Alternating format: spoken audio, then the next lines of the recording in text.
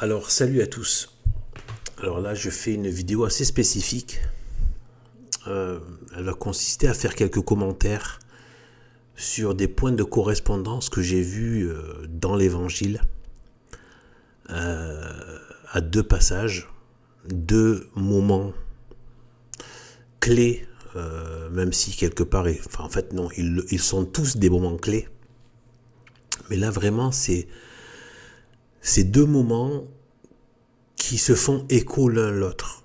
C'est assez impressionnant, j'avais envie de le partager, ce passage-là. C'est quelque chose là qui m'est venu, et voilà, je vais faire cette... en fait, je vous embarque un peu dans la découverte de ces passages. Alors, non seulement il y a deux passages qui se font écho de manière fabuleuse, enfin, c'est extraordinaire, mais en plus, il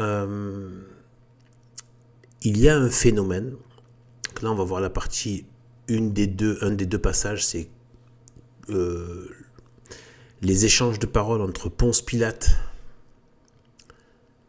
et Jésus-Christ avant sa condamnation.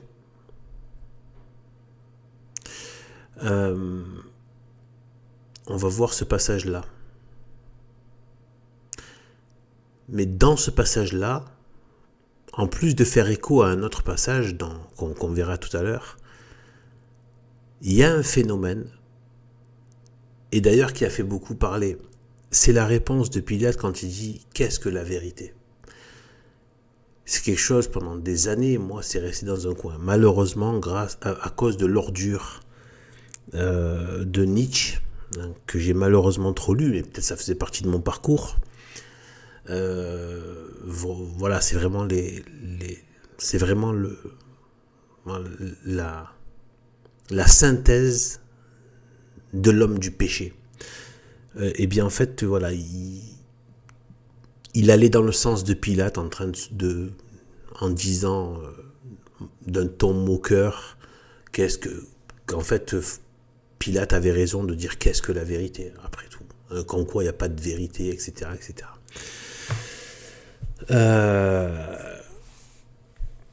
Voilà, cette espèce de mépris. En fait, Nietzsche n'est qu'un pauvre gauchiste à haut QI, mais ça reste un gauchiste. Quelqu'un peut être intelligent, mais être très bête dans la finalité. Peut être très intelligent dans les moyens, mais bête dans les finalités, donc dans les orientations. Bien, en fait, ce passage-là, qu'est-ce que la vérité, donc de Ponce Pilate, donc gouverneur romain de la Judée, pour ceux qui ne savent pas, et voilà, qui a été représenté le pouvoir civil que les Juifs n'avaient pas, que Jérusalem n'avait pas en tant que peuple, puisqu'ils étaient sous le commandement dans l'Empire romain, pris par l'Empire romain, donc voilà, ils leur devaient le tribut, etc. Bien en fait, il y a un phénomène par rapport à ce qu'est-ce que la vérité. C'est un phénomène qui va être un peu difficile à expliquer. Enfin, à retranscrire. Mais en même temps, bon, j'ai quelques capacités dans ce genre de choses. J'arrive à transmettre des choses qui ont une certaine subtilité spirituelle. J'ai quelques facultés. Je dis pas que c'est parfait, je dis pas que j'y arrive toujours, d'ailleurs, voilà. Et puis surtout que c'est toujours bien plus riche dans l'âme plutôt que dans la retranscription. Voilà. Bien plus riche, bien plus évident, bien plus simple dans l'appréhension de mon esprit plutôt que la retranscription.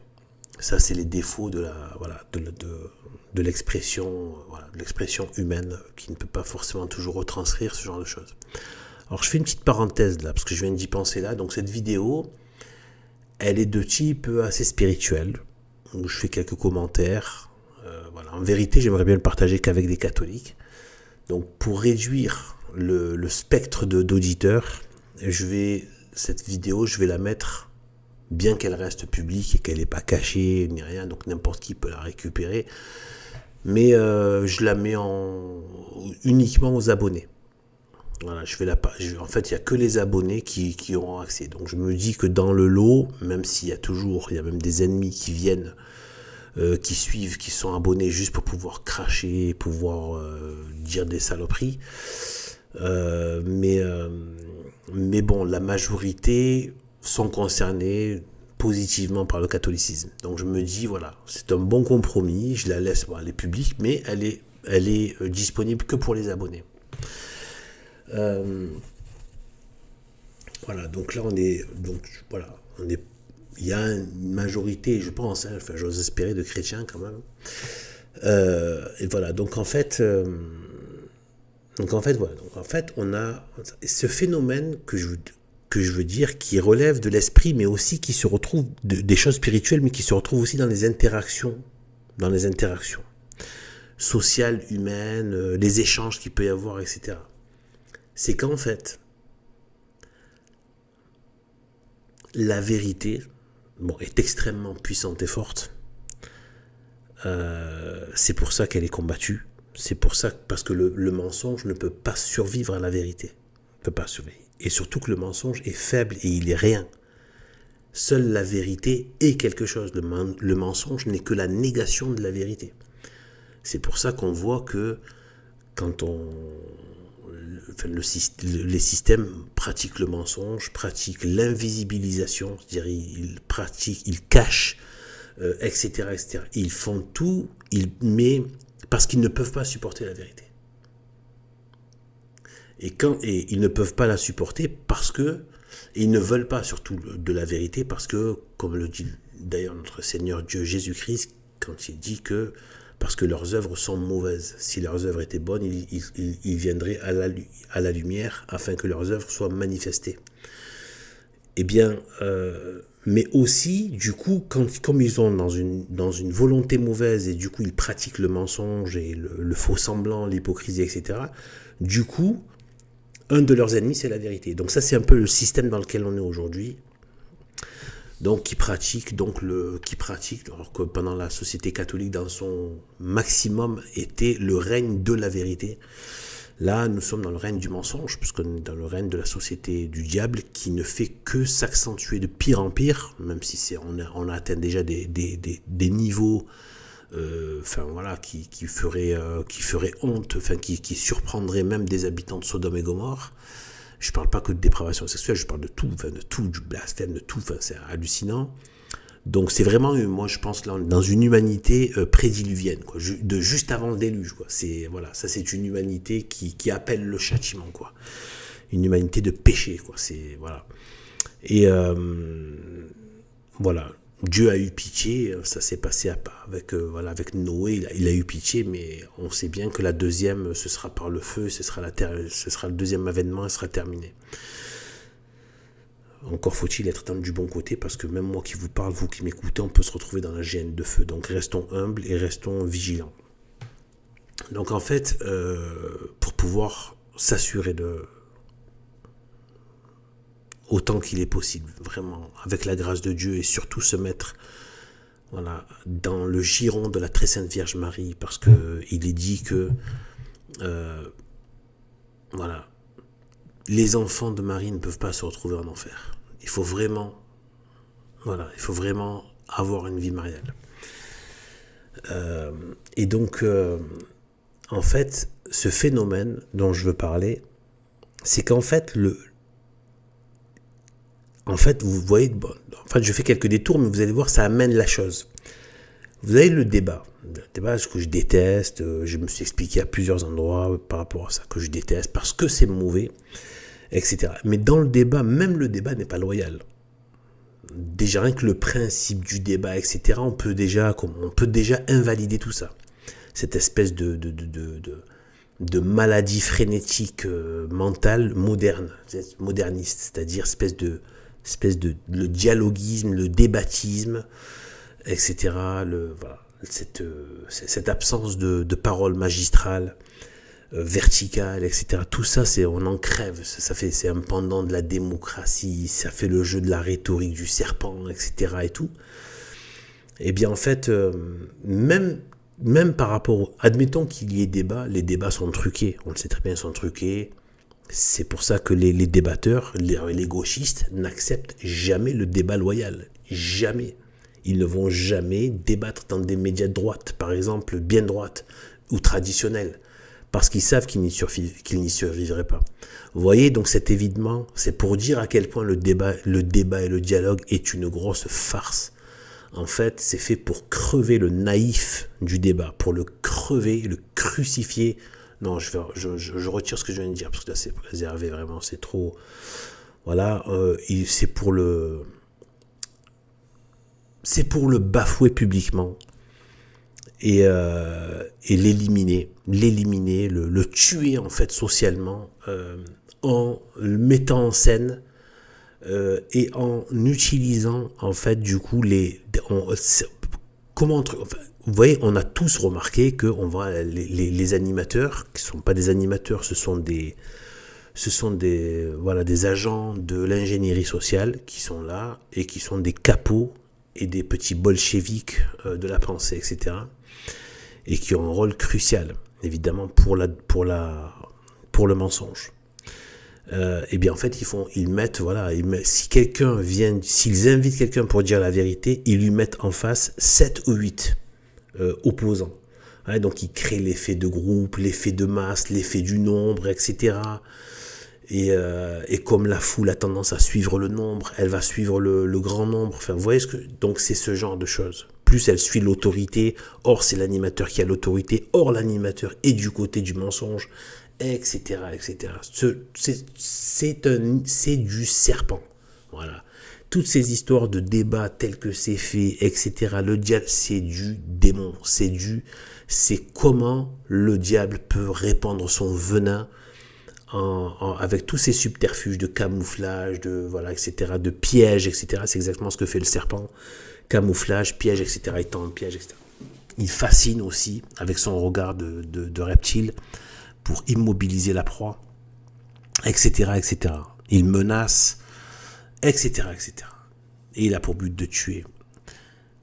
Mentir et tuer. Donc il ment par le camouflage, puis il tue. Voilà, c'est exactement ce que le Seigneur a dit du diable, c'est-à-dire qu'il est menteur et homicide.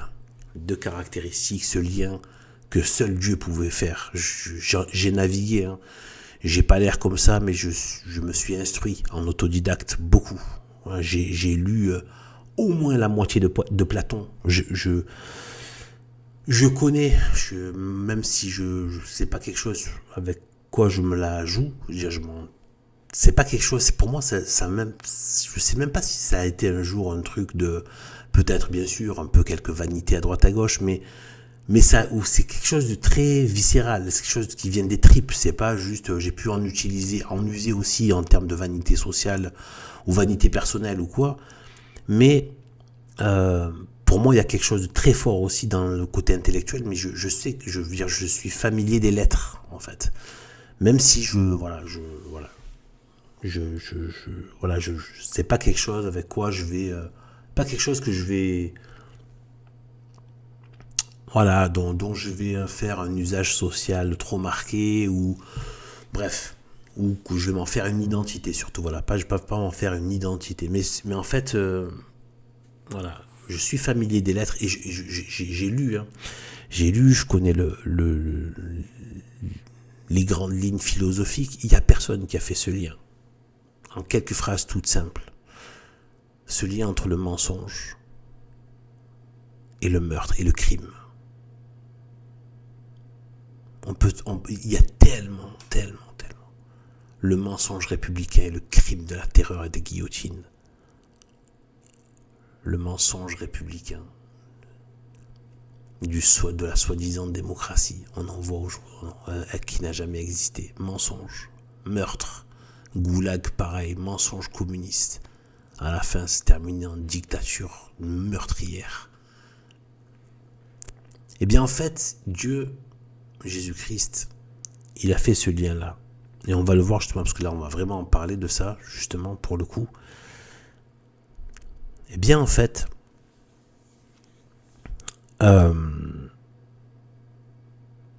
Tout ça pour dire une chose par rapport à la vérité. Quand elle est dans une confrontation, parce que là, il y a la confrontation, justement. Là, il y a Jésus-Christ qui est confronté au monde. Donc, la vérité qui est confrontée au monde.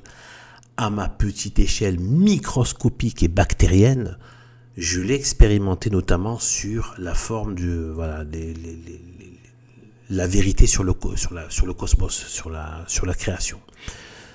Je ne vais pas prononcer le terme là. Donc voilà, le disque en fait, voilà, refermé par le dôme. Eh bien, en fait, ceux qui veulent, en fait, quand certains se retrouvent dans une situation, je me suis retrouvé dans des échanges, il n'y en a pas eu beaucoup, mais ceux qui ont maintenu, en fait, au départ, ils se croient, voilà, ils croient que c'est facile, ils commencent, ils envoient quelques pics, ils essaient de poser quelques difficultés. Quand un jour j'ai décidé d'aller jusqu'au bout avec ces personnes-là, parce que je réponds plus, c'est-à-dire c'est bon, tu n'as même plus d'énergie pour quoi que ce soit, il ne faut pas perdre son temps avec ça, quoi. C'est, voilà. Mais 2 ou 3 fois, j'ai dû m'amuser à ça.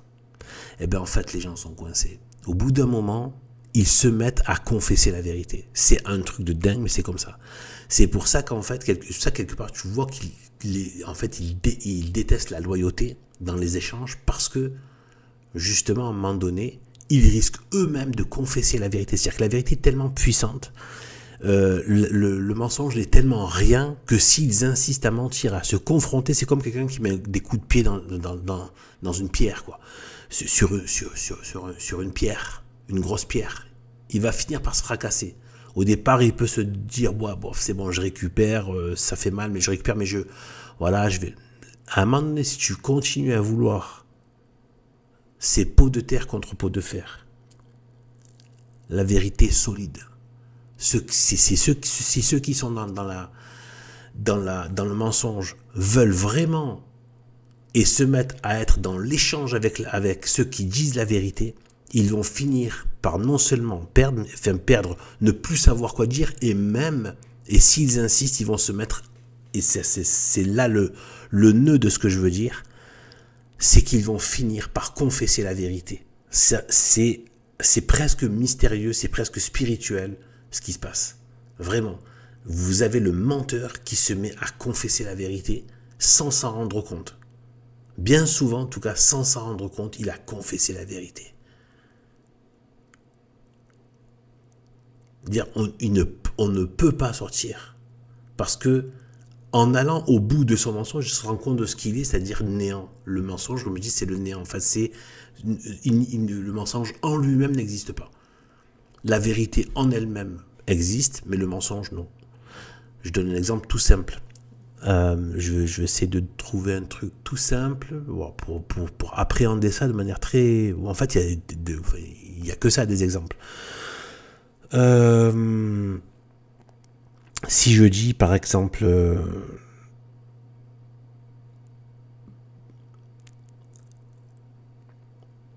si je dis par exemple je sais pas par exemple là je perds du temps pour rien, je sais pas, par exemple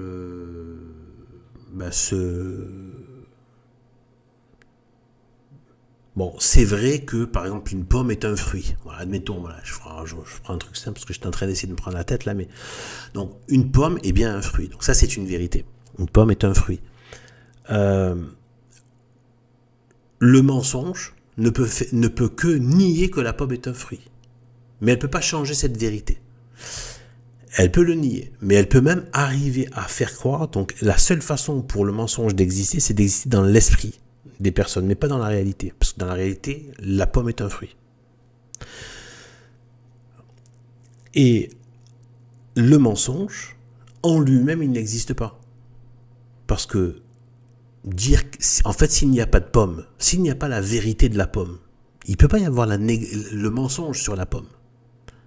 Donc, il peut y avoir une pomme qui existe, donc la vérité que la pomme existe, elle peut être là, cette vérité. On la voit, on la constate. Elle n'a pas besoin du mensonge pour exister. Une pomme n'a pas une pomme, la vérité que la pomme est un fruit, eh bien, n'a pas besoin du mensonge pour être vrai, pour exister. Par contre, le mensonge que la pomme n'est pas un fruit a besoin que la pomme soit réelle, vraie, pour pouvoir exister. Il n'existe que par négation de la chose. Donc en lui-même, ce n'est que néant, en fait, en vérité. Et c'est ça. C'est à ça qu'on en arrive. Et en fait, bon, là, je vais faire une petite digression.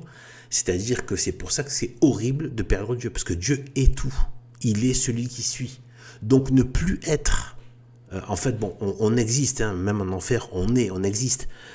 Mais on n'a pas la vie. Donc Dieu est la vie, par contre. Être et avoir la vie, c'est pas la même chose. Un caillou est, mais n'a pas la vie, n'est pas vivant. N'a pas d'âme. Voilà, donc un animal a une âme sensible. Donc l'animal, voilà, il a une vie. Il a à la fois l'être et la vie. Les végétaux aussi ont un être sensible. Là où il y a du mouvement, voilà, eh bien, on le voit, il y a un mouvement de la plante qui grandit, qui fait des fleurs, etc. Et voilà, donc il y a une âme végétale, une âme animale.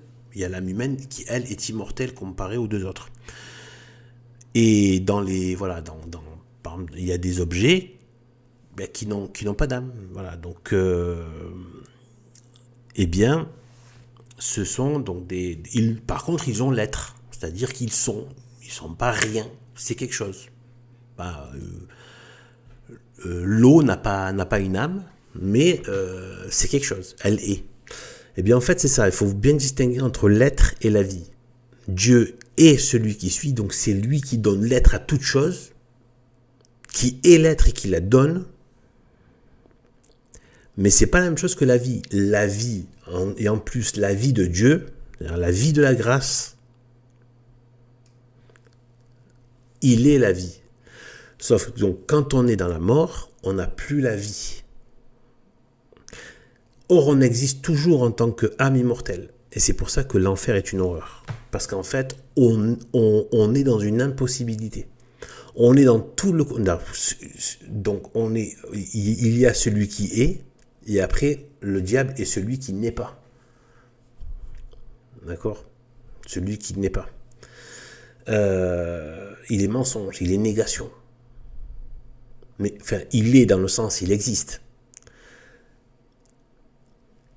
Mais il n'est pas tout ce que est Dieu, dans le sens, il n'est pas là, il n'a pas de vie, il n'a pas toutes les perfections, c'est-à-dire la beauté, le bonheur, la science, etc., etc. L'amour, la charité, tout bien, la sainteté, la pureté, l'équilibre, l'harmonie, encore la beauté, il faut insister là-dessus, c'est important, la beauté. Tout cela, il ne l'a pas. Et donc, c'est vivre avec le contraire de ce que Dieu est. En fait, tout ce qui n'est pas Dieu, forcément, on a le contraire. Voilà. Dieu est lumière, on a les ténèbres, l'enfer, c'est les ténèbres, dans les ténèbres. Dieu a un cœur qui brûle, qui est un brasier ardent d'amour, mais c'est un feu qui donne la vie et qui donne le bonheur et qui donne le bien, alors que le feu du diable, il donne la mort et il détruit, etc., etc. Dieu, c'est l'amour, le diable, c'est la haine. Dieu est la vérité, le diable est le mensonge. Dieu est la pureté, le diable et ceux qui adhèrent au diable sont du péché, sont de l'impureté. Dieu, c'est la paix. Le diable et les pécheurs, c'est l'infernal, c'est ce qui est infernal, c'est la haine, c'est l'infernal, c'est ce qui n'a pas la paix. C'est toujours la guerre, la dissension, les intrigues, les embrouilles, la haine, la destruction. Donc on voit vraiment qu'il y a cette opposition. Et bien en fait, donc tout ça, ça peut paraître ne pas avoir de sens, mais enfin de lien avec ce que je veux dire, mais ça a des liens où vous allez voir que tout ce que j'ai dit là est vraiment une préparation à ce qui va arriver là. Et j'ai fait même sur la question de la vérité, etc., etc. De celui qui est la vérité, etc.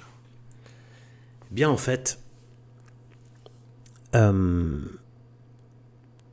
maintenant que j'ai dit ça, que c'est un phénomène étonnant, parce que c'est ce qu'on va voir en fait. C'est ce que j'ai pu repérer, que j'ai envie de retranscrire là, parce que je trouve ça grandiose.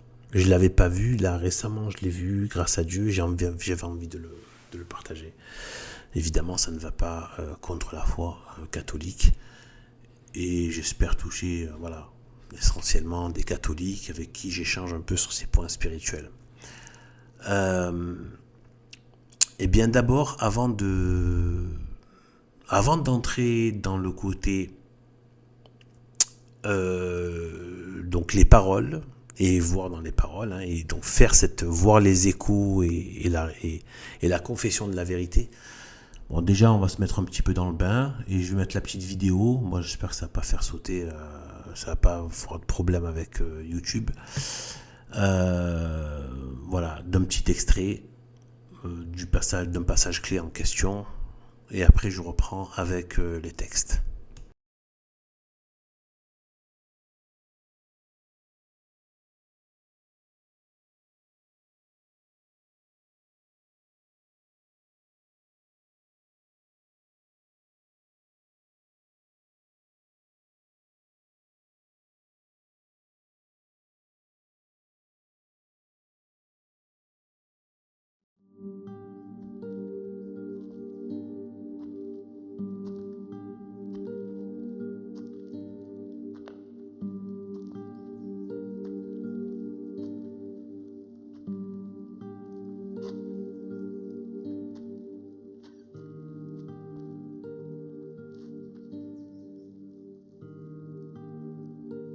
Es-tu le roi des Juifs?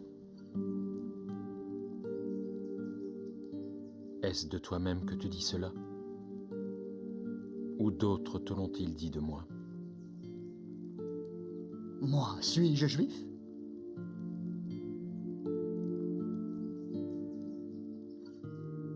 Ta nation et les principaux sacrificateurs t'ont livré à moi.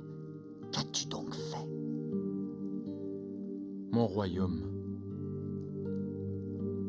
n'est pas de ce monde. Si mon royaume était de ce monde, mon peuple aurait combattu pour que je ne fusse pas livré aux Juifs. Tu es donc roi? Tu le dis, je suis roi.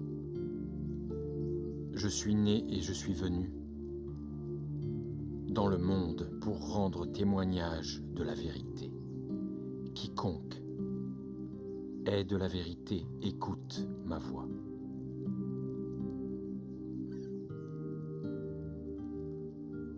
Qu'est-ce que la vérité? Vous m'avez amené cet homme comme pervertissant le peuple. Je l'ai interrogé devant vous, et je ne l'ai trouvé coupable d'aucune des choses dont vous l'accusez. Je l'ai envoyé à Hérode. Il a trouvé que rien qui mérite la mort n'a été fait.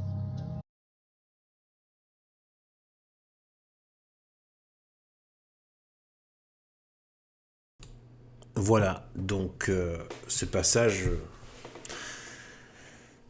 qui est tendu, hein, et qui est, voilà, tellement... Bon, vous voyez ce que je veux dire, quoi. Eh bien, en fait, là, il s'est passé quelque chose, et on va le voir aussi dans les textes. Il s'est passé quelque chose d'extraordinaire. C'est qu'en fait, Pilate répond lui-même à sa question. On a l'impression que c'est une question qui n'appelle pas de réponse. Et en fait, non seulement elle appelle une réponse, mais en plus, c'est lui-même qui va la donner. Et c'est arrivé à plusieurs reprises dans la Bible, même dans l'Évangile, avec Caïphe, par exemple, quand ils essaient de faire périr Jésus-Christ, et que Caïphe a dit, a donné le mot d'ordre de dire qu'il vaut mieux qu'un seul homme meure pour sauver le peuple. Et en fait, c'était une confession, sans se rendre compte c'est ce que je dis, c'est extraordinaire.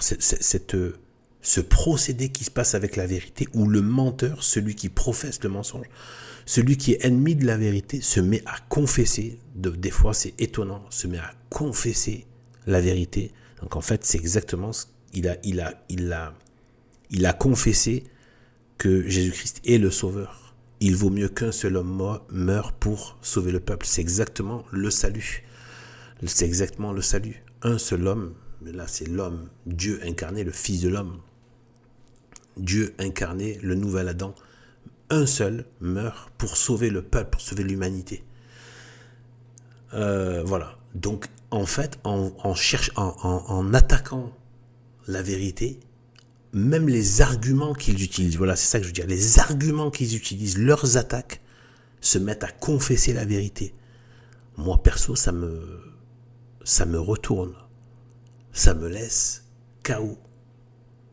C'est quelque chose de trop fort d'un point de vue spirituel, religieux. Et en fait, il y a un petit lien qui peut se faire avec le gauchisme ambiant et la République, qui est la même chose. Hein. Regardez, c'est qui a organisé ces Jeux Olympiques du blasphème? C'est la République. Macron s'en est gargarisé, il a dit que c'était la liberté d'expression. Donc en fait, la République, c'est le gauchisme. C'est ça qu'il faut voir. Et bien en fait, le simple fait qu'ils blasphèment la vérité catholique depuis des siècles, depuis maintenant bien 2 siècles, qu'ils n'ont de cesse de la blasphémer, c'est que c'est la vérité. Voilà. Si jamais il y aurait une telle haine sur, je sais pas moi, sur voilà, contre les histoires de Pinocchio, de Peter Pan, etc., ou regardez sur les cultes païens, il n'y a rien. Il n'y a pas une espèce de jouissance à souiller, à cracher sur les cultes païens, sur l'islam, etc., etc. Contrairement à ce que, voilà, bref, contrairement au mythe qu'en fait, on voit pendant si longtemps la République et les gauchistes pendant tout le temps où ils crachaient sur le catholicisme, ils disaient rien sur l'islam ou quasiment rien, des bricoles. Et voilà, c'est juste que voilà. Et en fait, voilà, après, bon, bref, par rapport à des histoires de, voilà. Mais on le sait que le goût de la souillure, de la crassure, de la haine, du blasphème, le côté viscéral, où ils ont quelque chose à en découdre avec, c'est qu'avec. Et donc, le catholicisme, la vérité, Jésus-Christ et la Vierge Marie. Ceux qui, du coup, en faisant ça, ils confessent malgré eux que c'est la vérité. Si tous les cultes, le bouddhisme, Bouddha, tout ça, ils n'ont aucun plaisir à souiller tout ça, à essayer de souiller tout ça, bon, ils peuvent pas souiller la vérité, la sainteté, c'est que dans leur délire, d'ailleurs, ils passent leur temps à se salir eux-mêmes et à se condamner eux-mêmes. Mais voilà. Mais en tout cas, cet acte public de blasphème, de souillure, etc., ou personnel, eh bien en fait ça leur sert surtout c'est parce que en fait ils s'attaquent à la vérité. Voilà, ils ne tirent aucune jouissance, ils ne tirent pas cette espèce de jouissance par rapport à l'islam, le bouddhisme, les cultes païens antiques, gréco-antiques, etc. Ils ne tirent aucune il y a que, donc là ils confessent que c'est là qu'est la pureté, que c'est là qu'est la sainteté, que c'est là qu'est la vérité et les autres perfections, les autres vertus. Malgré eux, ils le confessent. Même leur blasphème confesse que c'est la vérité, que c'est la pureté, que c'est la sainteté, que c'est Dieu. Alors là, on va rentrer dans le texte pour voir à quel point c'est formidable. C'est quelque chose vraiment dingue, dans le bon sens du terme. C'est un peu une façon un peu triviale d'exprimer les choses, mais bon. Voilà. Alors une seconde, je relance. Pourquoi Internet ne veut pas repartir? Une seconde. Hop. Non, pourtant.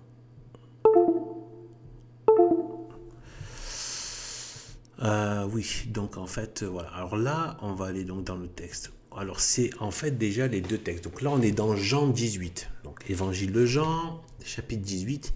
Et on va naviguer entre ces deux. Donc 18 et 8 ici, vous voyez. Donc, on a donc voilà, Jean 8, chapitre 8, et on va aller vers, là, donc 8 c'est 48, on va à 44, verset 44. Ici, voilà, et après voilà. Donc là, on va, voilà, en fait, c'est quoi ces deux passages? Donc, Jean 8, 44 et Jean 18, à peu près 30. Donc, Jean 8, 44, c'est la partie, c'est le moment où, bon, il dit, voilà, il dit, donc le Père dont vous êtes issus, c'est le diable, et vous voulez accomplir les désirs de votre Père. Voilà, donc votre Père c'est Satan, et qu'il est homicide, menteur, etc. Donc là on va le revoir, hein, je vais m'y attarder, enfin on va s'y arrêter et voir ça. Donc déjà c'est ce passage-là.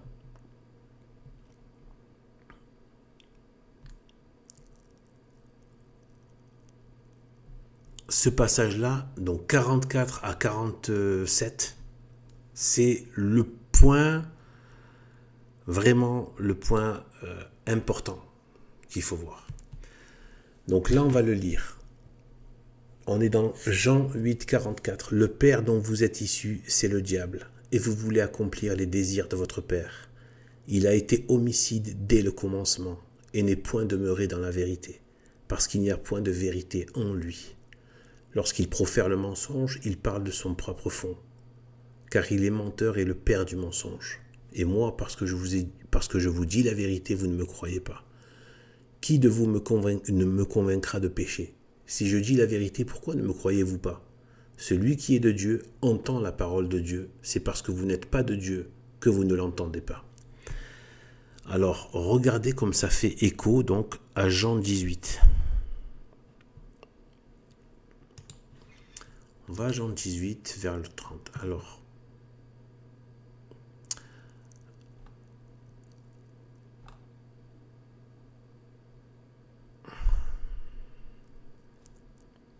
Alors une seconde.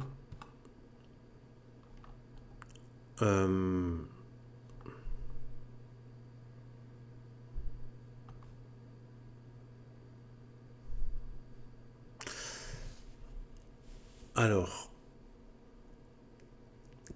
donc là, au niveau du 30, donc Pilate, on va aller à 33. Voilà. 33, on va aller jusqu'à...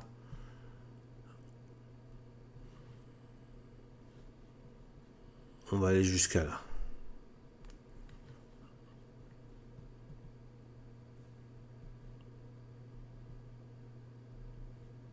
Voilà, on va aller jusqu'à 40. Hein. Voilà, de 33 à 40. Jean, 33 à 40. Alors, Pilate, étant donc rentré dans le prétoire, appela Jésus et lui dit : « Es-tu le roi des Juifs ? » Jésus répondit : « Dis-tu cela de toi-même ou d'autres te l'ont dit de moi ? » Pilate répondit : « Est-ce que je suis juif ? Ta nation et les chefs des prêtres t'ont livré à moi. Qu'as-tu fait ? » Jésus répondit : « Mon royaume n'est pas de ce monde. Si mon royaume était de ce monde, mes serviteurs auraient combattu pour que je ne fusse pas livré aux Juifs. Mais maintenant mon royaume n'est point d'ici-bas. » Pilate lui dit : « Tu es donc roi ? » Jésus répondit : « Tu le dis, je suis roi. Je suis né, je suis venu dans le monde pour rendre témoignage à la vérité. Quiconque est de la vérité écoute ma voix. » Pilate lui dit : « Qu'est-ce que la vérité ? » Ayant dit cela, il sortit de nouveau pour aller vers les Juifs, et il leur dit : « Pour moi, je ne trouve aucun crime en lui. » Pour l'instant, j'arrête là. Ensuite, c'est continue, mais bon, je vais lire la suite, mais c'est jusqu'à ce qu'ils disent « Je ne trouve aucun crime en lui », jusqu'à la fin de 38. Je vais quand même lire la suite, mais c'est la coutume qu'à la fête de Pâques, je vous délivre quelqu'un. Voulez-vous que je vous délivre le roi des Juifs ? Alors tous crièrent de nouveau : non, pas lui, mais Barabbas. Or, Barabbas était un brigand. Eh bien, en fait, là où c'est stupéfiant, stupéfiant, c'est grandiose. Moi, je l'avais pas vu, là, voilà, je vais en parler. C'est qu'en fait, bon, en plus du fait qu'il dit « je suis roi », eh bien, en fait, Pilate, en fait, cette question, il va y répondre lui-même. Qu'est-ce que la vérité? Alors déjà, Jésus-Christ, donc sachant que la vérité c'est Dieu, puisqu'il a dit je suis Dieu, je suis la vérité, le chemin et la vie. On le sait, nous en tant que catholiques, que la vérité elle-même c'est Dieu. Je suis né et je suis venu dans le monde pour rendre témoignage à la vérité. C'est dire l'importance de la vérité dans la foi catholique. Mais regardez ce qu'il dit. Quiconque est de la vérité écoute ma voix. On va y revenir tout à l'heure. Quiconque est de la vérité écoute ma voix. Je répète, quiconque est de la vérité écoute ma voix. Ça sera pour tout à l'heure. Mais là, on va voir la réponse de Pilate. Regardez ce qu'il dit. Pilate lui dit donc, qu'est-ce que la vérité? Donc en fait,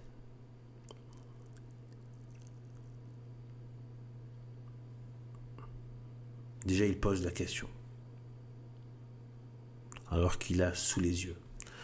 Il a eu, lui, le privilège de voir la vérité. En chair et en os.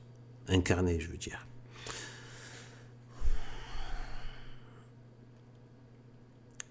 Écoutez bien la suite. Ayant dit cela, il sortit de nouveau.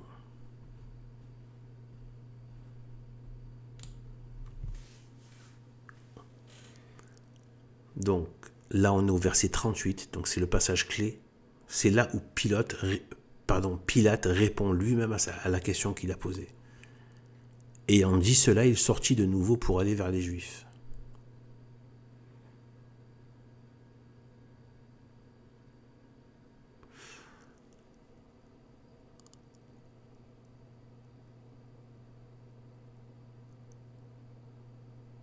Et il leur dit, c'est là la réponse, pour moi, je ne trouve aucun crime en lui. Et c'est là qu'il a répondu à sa question, celle-ci, qu'est-ce que la vérité? Il répond lui-même alors qu'on a l'impression qu'il tourne le dos et qu'il s'en va et qu'il ne répond pas ou que c'est une question qui n'appelle pas de réponse. Et en fait, immédiatement, c'est lui-même qui donne la réponse. Pour moi, je ne trouve aucun crime en lui. Quel rapport entre qu'est-ce que la vérité et pour moi, je ne trouve aucun crime en lui? Eh bien, tout à l'heure, on a vu. Alors déjà, la première chose, c'est que on dit, donc Jésus-Christ, qui a été même nommé comme cela, qui est le Fils de Dieu, celui-ci est mon Fils, en qui j'ai mis toutes mes complaisances, donc la voix qui a retenti au baptême de Jésus-Christ, et à ce même baptême où Jean-Baptiste dit « Voici l'agneau de Dieu, l'agneau qui enlève le péché du monde ». Or, l'agneau est justement le symbole de l'innocence aussi, de la victime, aussi de la vulnérabilité, de la beauté, de la pureté et de l'innocence. D'ailleurs, plus tard, Pilate c'est de là que vient l'expression, s'en laver les mains. Donc il se lave les mains et dit « Je ne suis pas coupable du sang de cet innocent ». Donc, on va y revenir après. Donc, c'est vraiment l'innocent. Donc, c'est l'agneau. Donc là, il est en train de répondre. La vérité, c'est celui qui est l'agneau. C'est-à-dire celui qui est innocent. Et cet agneau est la vérité. Il y a un lien entre l'innocence et la vérité. Donc, l'innocence, ce qu'on a dit aussi de l'agneau, qui est aussi donc la pureté. L'innocence, on est pur de tout mal. eh bien, Dieu est le bien donc. Il est le bien. Et donc il a répondu lui-même. Qu'est-ce que la vérité? La vérité, c'est Dieu qui est le bien, qui est l'innocence, qui est la pureté. Donc il répond lui-même. Mais il y a un lien stupéfiant. C'est la même chose, mais c'est un lien stupéfiant qu'il y a avec Jean 8, 44. On va reprendre. Le père dont vous êtes issus, c'est le diable. Et vous voulez accomplir les désirs de votre père. Il a été homicide dès le commencement. Donc là, il parle donc d'homicide. Et ici, on voit que on dit de crime ou de cause de condamnation, ce qui est pareil. Condamnation, puisque la croix était réservée aux criminels. Donc c'est pareil. Si c'est traduit par cause de condamnation, c'est pareil. Ça voulait dire cause de condamnation, qu'on condamne les criminels. Eh bien, là, il dit donc, je ne trouve aucun crime en lui. D'accord? Je ne trouve aucun crime en lui. Or, ici, il est dit qu'il a été homicide dès le commencement. Donc, là, vous voyez le rapport symétrique qu'il y a avec le diable. Donc lui, même Pilate, confesse qu'il est innocent. Et donc, il n'a pas de crime. Il ne peut pas être accusé de crime. Il n'a aucun crime. Et là, il est homicide, donc criminel. Il est criminel de l'homme dès le commencement. Et il est dit, et n'est point demeuré dans la vérité. Parce qu'il n'y a pas de point de vérité en lui. Or, ici, Dieu dit, donc Jésus-Christ dit, donc tu le dis, je suis roi, et ensuite il dit, je suis né et je suis venu dans le monde pour rendre témoignage à la vérité. Donc il dit, voilà, lui-même est la vérité. Et il est venu dans le monde pour rendre témoignage à la vérité.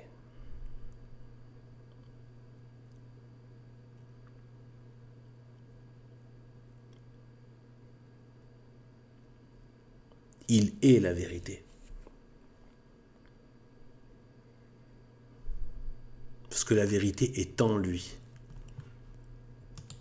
Là, il est dit, par rapport au diable, par opposition, parce qu'il n'y a point de vérité en lui. Or, lui, s'il vient rendre témoignage à la vérité, et il est né, donc ça veut dire que je suis né et je suis venu dans le monde.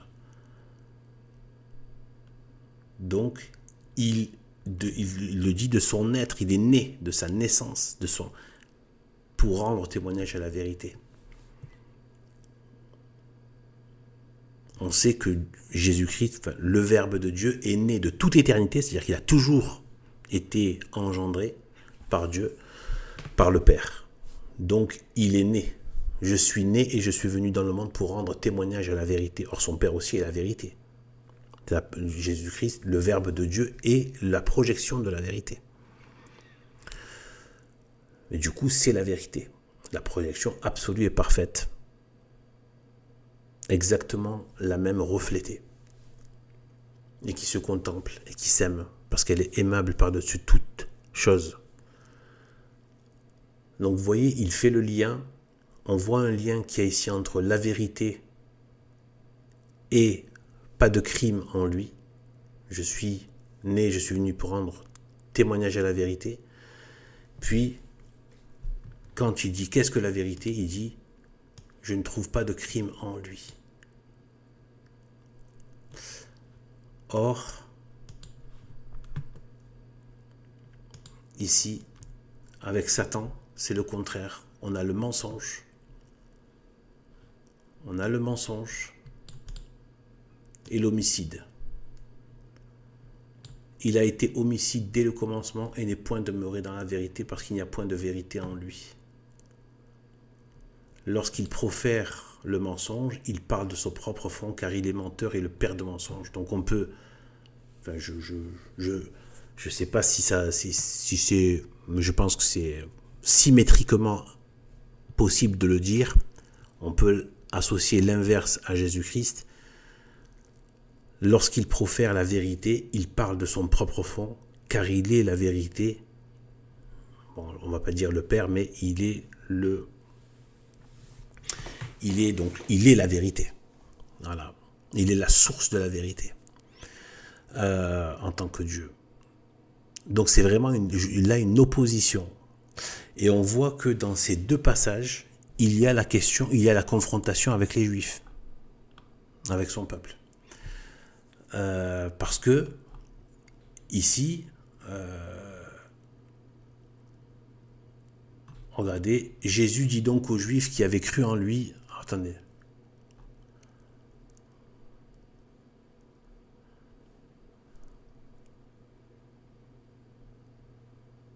attendez, hein.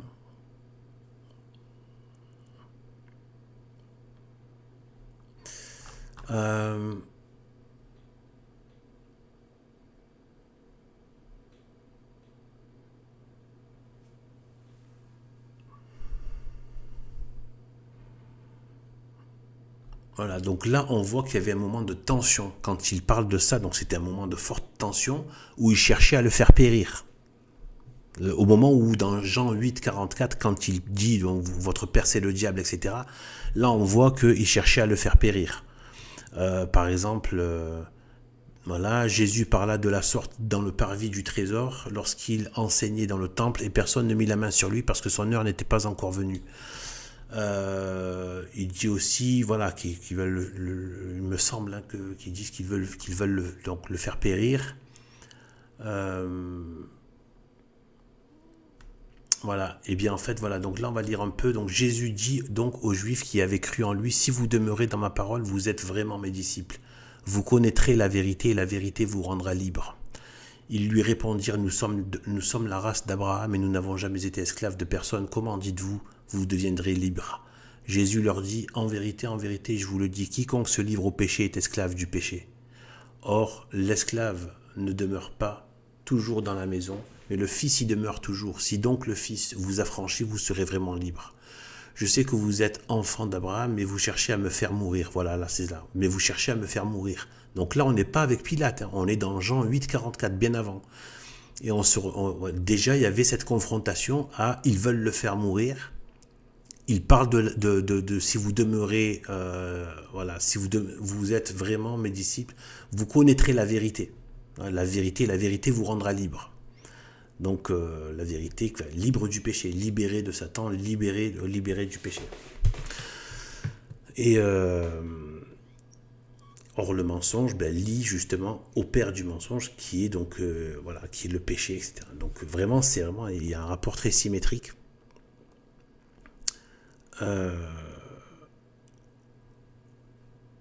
Voilà. Parce que ma parole ne pénètre... Voilà, là regardez ce qu'il dit. Donc je sais que vous êtes enfant d'Abraham, mais vous cherchez à me faire mourir parce que ma parole ne pénètre pas en vous.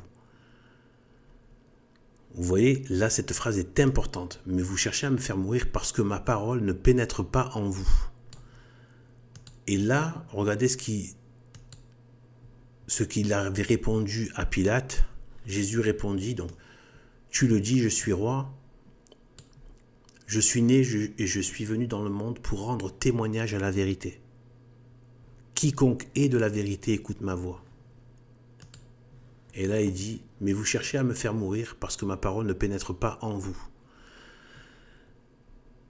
Plus loin, il va dire, si vous étiez enfant d'Abraham, vous feriez les œuvres d'Abraham. Et maintenant, vous cherchez à me faire mourir, moi qui vous ai dit la vérité, encore une fois. Donc, pareil, la vérité menacé de mort par le mensonge que j'ai entendu de Dieu. Ce n'est point ce qu'a fait Abraham. Vous faites les œuvres de votre père. Et lui dire, nous ne sommes pas des enfants de fornication, nous avons un seul père qui est Dieu. Jésus leur dit, si Dieu était votre père, vous m'aimeriez car c'est de Dieu que je suis sorti et que je viens. Et je ne suis pas venu de moi-même, mais c'est lui qui m'a envoyé. Pourquoi ne reconnaissez-vous pas mon langage? Parce que vous ne pouvez entendre ma parole. Le père dont vous êtes issu, c'est le diable. Et vous, voilà, ça c'est ce qu'on a vu tout à l'heure. Mais là, vous voyez, parce que vous ne pouvez entendre ma parole. Et là, c'est pareil. Quiconque est de la vérité écoute ma voix. Donc ceux qui sont du mensonge, ceux qui ont adhéré, ceux qui sont reliés, qui se sont affiliés au mensonge, ne peuvent même plus entendre la vérité. et même entendre la voix de la vérité. Donc on voit vraiment le lien, ils veulent le faire périr, la vérité, la condamnation, le mensonge, l'homicide. Et là, il y a même cette question de... Il leur dit aux pharisiens dans Jean 8, 44, il leur dit, voilà, vous ne pouvez pas entendre ma voix, etc. Pourquoi ne reconnaissez-vous pas mon langage? Parce que vous ne pouvez entendre ma parole. Plus haut aussi, il avait dit à peu près la même chose.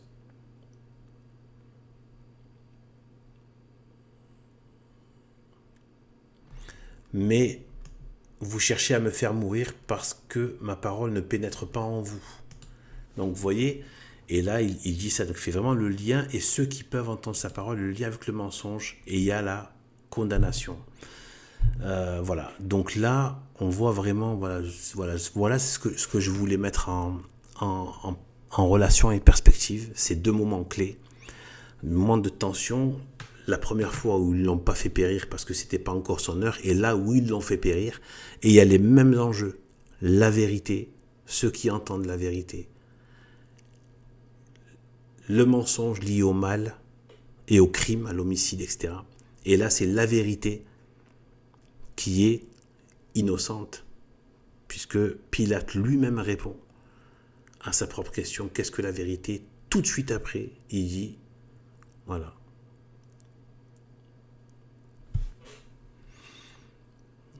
Tout de suite après, il lui dit, pour moi, je ne trouve aucun crime en lui. Donc il confesse que il est innocent. Et il fait le lien donc lui-même avec la vérité. C'est-à-dire que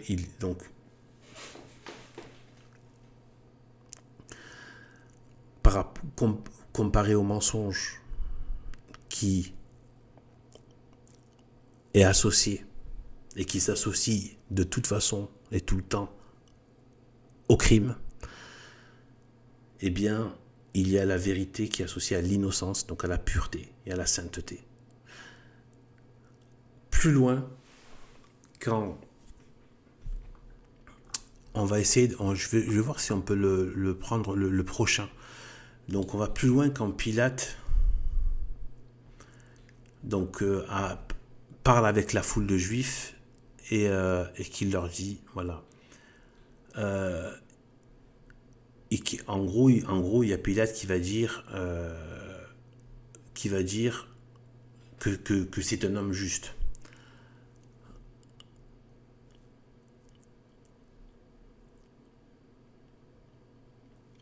Je vais retrouver ce passage.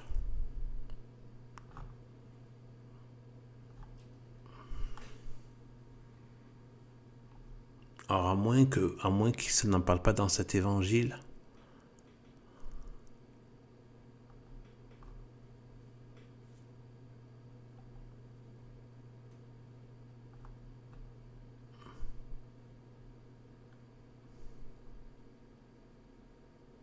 Voilà, ici, en fait, c'était juste au début. Donc, c'est donc le chapitre d'après, donc 19, verset 4. Pilate sortit encore une fois et dit aux Juifs,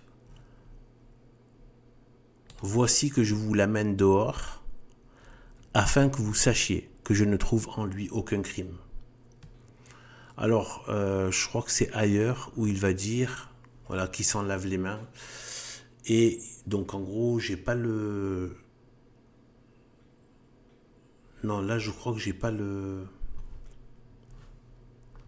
Non, bon, désolé, j'ai pas le passage. Vous pouvez le trouver très facilement. Vous voyez au moment où il dit, il y a un évangile où il dit donc où il dit qu'il s'en lave les mains et qu'en fait il dit afin pour dire qu'il n'est pas responsable du versement du sang de cet homme. Il dit de cet homme juste. Or, les justes, dans l'Ancien Testament, chez les Hébreux, chez les Juifs, ça voulait dire aussi les saints. La justice est liée à la sainteté, et on appelait les justes les saints.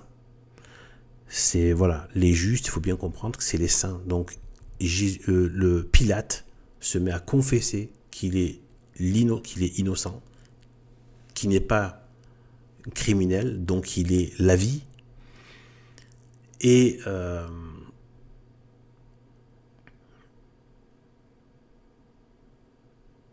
qu'il est saint. Ce sont les attributs de Dieu. Donc la pureté, donc la sainteté, innocent, donc pur de tout mal, de tout crime. Il n'a rien à voir avec la mort, il est la vie, et c'est injuste. Pilate va voir les Juifs et leur dit, je m'en lave les mains, je ne suis pas responsable du sang qui sera coulé, c'est à vous d'en répondre. Du sang, il dit, de cet homme juste. Or, je le répète, chez les Juifs, dans le vocabulaire, dans la Bible, les justes, ce sont les saints. Il y a un lien entre les justes, la justice et les saints.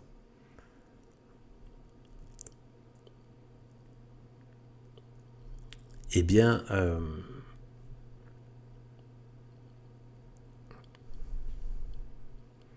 quand on dit d'ailleurs faire des œuvres de justice, des œuvres de vertu. Or, les vertus, c'est la sainteté, ce sont les attributs, les caractères, voilà. C'est la sainteté mise en œuvre. C'est la mise en œuvre de la sainteté, c'est la manifestation de la sainteté. Donc voilà, des œuvres de justice, donc des œuvres de vertu. Voilà, c'est lié à la vertu et donc à la sainteté. La justice, voilà, c'est vraiment très lié, c'est confondu avec la justice, la vertu. Donc voilà, donc on a ça, on a cette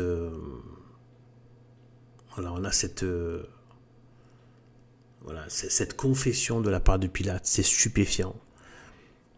Voilà, cette confession de la part de Pilate, qui confesse, malgré lui, sans s'en rendre compte, les attributs de Dieu. Il répond lui-même à la question, qu'est-ce que la vérité ? Et en plus, il dit, quand il demande, est-ce que je vous donne, est-ce que je vous libère le roi des Juifs ? Donc il l'appelle le roi des Juifs, d'ailleurs il l'a fait inscrire sur la croix, le roi des Juifs. Donc malgré eux, le gouverneur, l'autorité donc publique sur place a reconnu qu'il est le roi, et le roi des Juifs. Il l'a en plus écrit, et il leur dit en pleine figure, il dit, voulez-vous que je vous livre le roi des Juifs ? Donc il est en train de manifester tout. Donc il dit qu'il est roi, qu'il est innocent, donc qu'il est pur, qu'il est la pureté, la royauté, la sainteté, parce que c'est un homme juste. Il dit juste.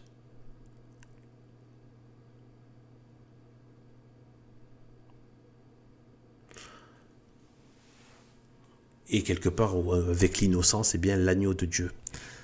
Voilà. Donc je trouvais ça assez stupéfiant qu'en fait, Pilate a répondu lui-même et il a répondu de manière, sans s'en rendre compte, mais il a répondu de manière extrêmement précise et même très complète, de grands attributs de Dieu, de grandes façons de nommer Dieu. Voilà. Je ne trouve aucun crime en lui. Un homme juste. L'innocence. Roi des Juifs. Il a tout confessé. Et c'est là qu'on voit la puissance de la vérité.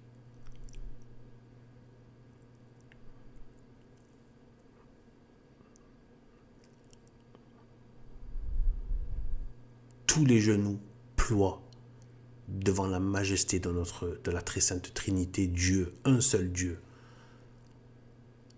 Trois personnes, le mystère de la Trinité, qui nous a été donné par une de ces personnes en tant que médiateur pour accéder à Dieu, Trine, Dieu Père, Fils, Saint-Esprit.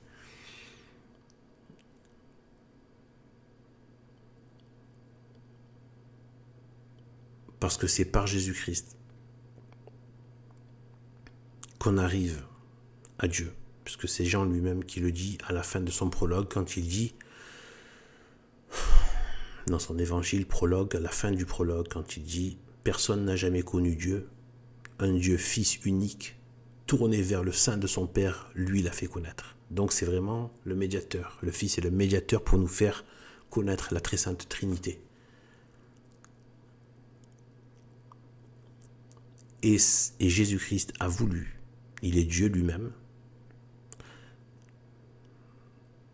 il a voulu mettre aussi, certainement aussi pour l'honorer, eh bien, sa mère comme médiatrice. Et il a manifesté à la croix. Quand il a